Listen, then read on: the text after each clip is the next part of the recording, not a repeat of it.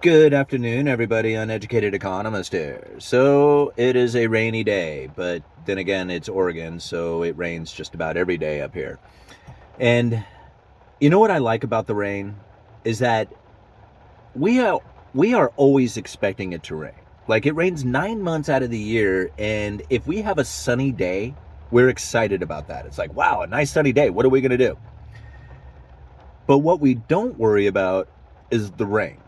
If it's going to rain today. Like, it doesn't change our plans. It doesn't, make any difference in our lives if it's going to rain or not, because we are always anticipating it going to rain, that it's going to rain every day. So what I find interesting about it is that people will ask us, is it going to rain today or tomorrow?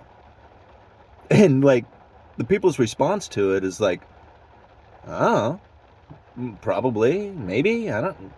That's kind of a silly question. Like, why would that even matter? Like, literally, people around here don't care about whether or not it's going to rain. Like, they don't think about whether or not today is going to be a rainy day and if that's going to change their plans. Like, they just anticipate that it's going to rain. And so when people try to predict the future when it comes to raining, I just get a kick out of that one too, because they're like, well, tomorrow or next week it's going to be a rainy week, or it's not going to be raining. And I'm like that makes a difference? Like, are you really going to believe that forecast? And then even if it does or doesn't happen, how does that change your life? Because we're Oregonians. We live in the rain. We are always anticipating that it's going to rain. So predicting the future when it comes to weather doesn't really make a whole lot of sense around here, because everybody just kind of anticipates that it's always going to be foul weather, right? It's just the way it is 9 months out of the year.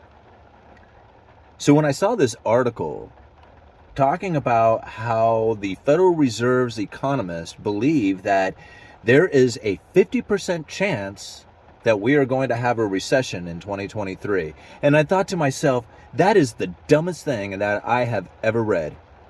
Like, that is, you might as well just be saying, I really don't know. I mean, there's a 50% chance that we may or may not be having a recession in 2023. Well, no kidding. I mean, that's the dumbest statement I've ever heard. Of course there's a 50-50 chance that there's going to be or not be one.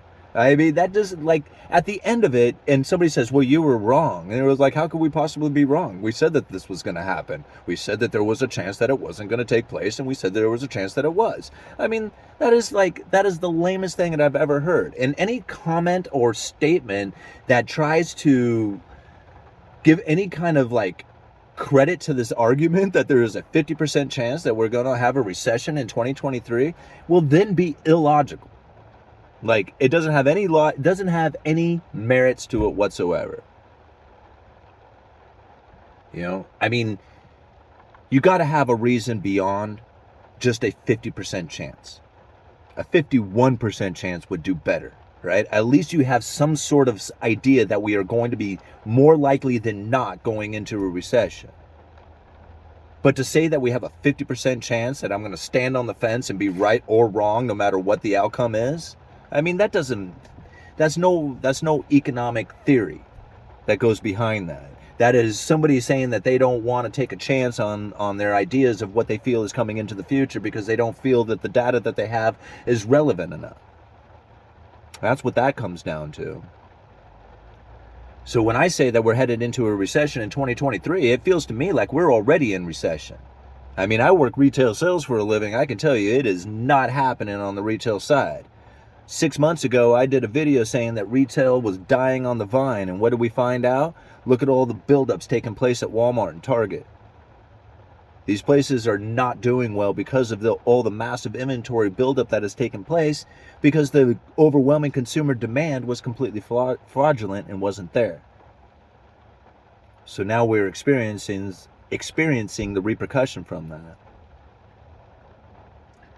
I think about these Federal Reserve guys and their 150 top economists out there and giving forward guidance to the people out there, trying to give them an idea of what it is that they should be doing with their lives so that they can best protect themselves, and they tell them they have a 50-50 chance? I mean, what kind of guidance is that? You know, I go off on this a little bit because I don't feel the Federal Reserve is really being fair to the people when they are trying to be so, how can I put it? I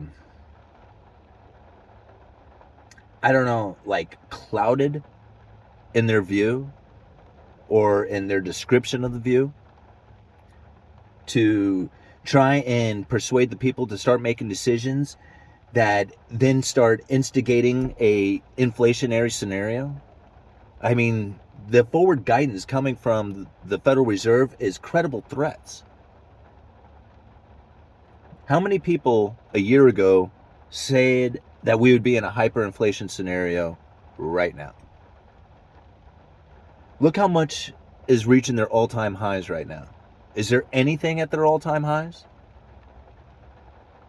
I have yet to see where the hyperinflation scenario is kicking in. What I feel is coming is real shortages. See, before we had shortages due to a severing of the supply chain. And that severing of the supply chain is the reason why we were not getting inventory through the system. When you have an overwhelming consumer demand and no inventory, what happens to prices?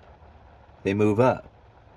Now, it's easy to say money printer go burr, prices go up, but it's a whole lot harder to understand the supply chain and the cause and effects from it. The bullwhip effect from distributors and retailers not understanding exactly what is happening within the supply chain on whether or not they're going to be able to even get their supply, over-ordering, panic buying, allocations.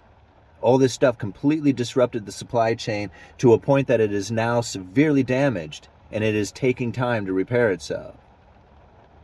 I mean, I said it a while ago, once the mandates came to an end, that you would find things beginning to shift, and that's exactly what we're seeing. Look at the trucking industry right now. You know, that was one of the things that I was able to call out before anybody else was how bad the trucking industry was going to get into, or going into, because of the brokers that were calling me. See, this is some anecdotal evidence that I have that I was listening to. See, the other guys got it, the other salesmen, the other people who I work with, but they don't know because they're not paying attention to the macroeconomics of what the information that they're getting at the time. See, I'm getting phone calls every single day, and one of those phone calls are shipping brokers.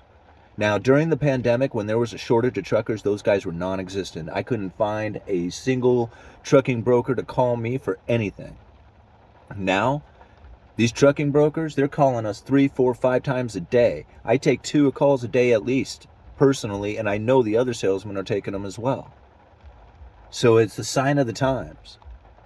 Trucking is in shambles right now because of the overinvesting that had taken place during the pandemic and the shortage of truckers that were happening.